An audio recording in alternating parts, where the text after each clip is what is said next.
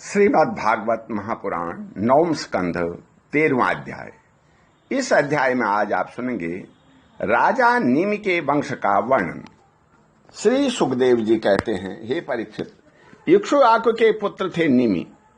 उन्होंने यज्ञ आरंभ करके महर्षि वशिष्ठ को ऋत्विज के रूप में वर्ण किया। वशिष्ठ जी ने कहा कि हे राजन, इंद्र अपने यज्ञ के लिए मुझे पहले ही वर्ण कर चुके हैं।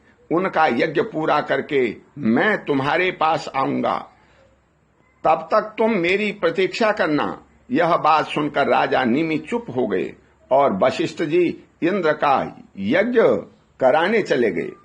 विचारवान निमि ने यह सोच करके कि जीवन में क्षणभंगुर है, विलंब करना उचित न समझा और यज्ञ प्रारंभ कर दिया। जब तक गुरु वशिष्ठ जी ने न लौटे तब तक के लिए उन्होंने दूसरे ऋतुजों को वरण कर लिया। गुरु वशिष्ठ जी जब इंद्र का यज्ञ संपन्न करके लौटे तो उन्होंने देखा कि उनके शिष्य निमि ने तो उनकी बात न मान करके यज्ञ प्रारंभ कर दिया है। उस समय उन्होंने शाप दिया कि निमि को अपनी विचारशीलता और पांडित्य का बड़ा घमंड है, इसलिए उनका शरीर पात हो जाए।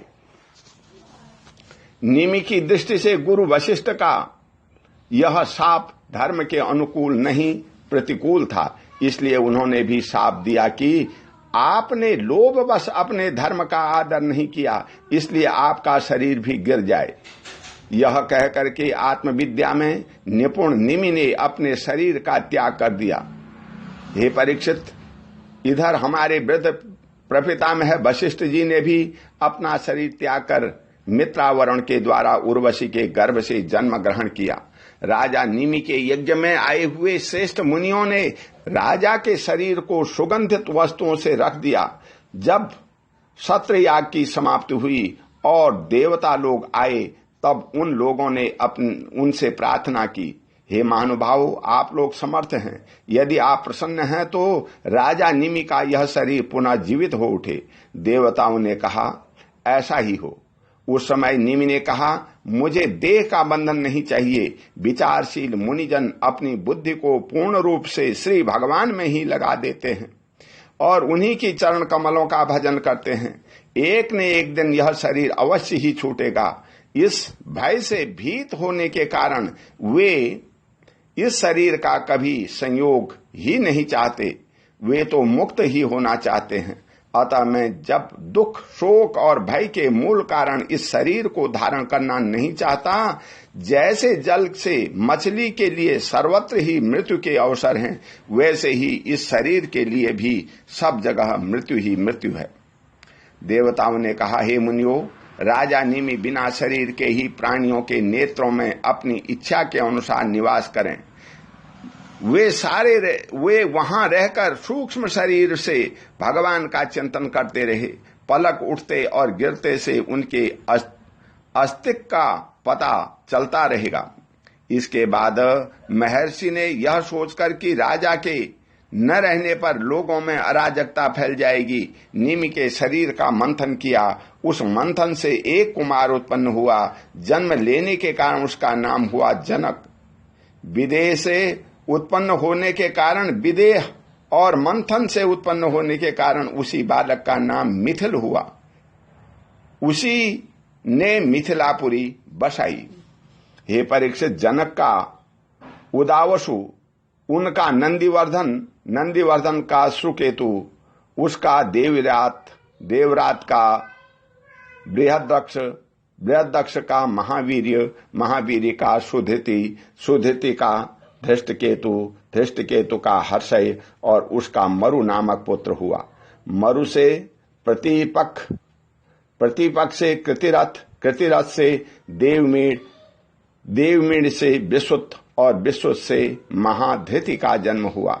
महाधृति का कृतिरात का महारोमा का स्वर्णरोमा और स्वर्णरोमा के पुत्र हुआ हृष्यरोमा। इसी हृष्यरोमा के पुत्र महाराज शिरध्वज थे। वे जब यज्ञ के लिए धरती जोत रहे थे तब उनके शीर हल के अग्रभाग फाल से सीता जी की उत्पत्ति हुई। इसी से उनका नाम शीरध्वज पड़ा। शीरध्वज के कुशध्वज, कुशध्वज के धर्मध्वज और धर्मध्वज के दो पुत्र हुए, कृतध्वज और मित्रध्वज। कृतध्वज के केशीध्वज और मितध्वज के खांडिक्य हुए। हे परीक्षित, केशीध्वज आत्मविद्या में बड़ा प्रवीण था। खांडिक्य का कर्मकांड का मर्मज्ञ, वह केशीध्वज से भयभीत होकर के भाग गया। केशीध्वज का पुत्र भानुमात और भानुमात का शतधूम्न था।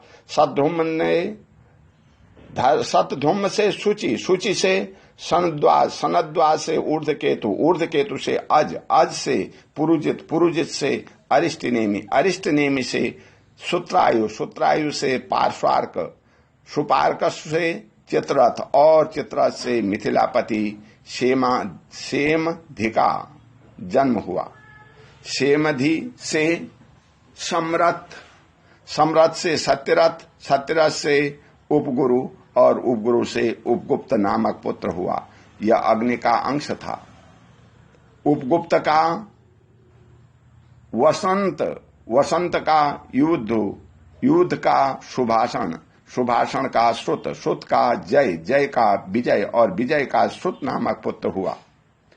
ऋत का सुनक, सुनत का वीतहव्य, वीतहव्य का धृति, धृति का बहुलाश्च, बहुलाश्च का कृति और कृति का पुत्र हुआ महावशी।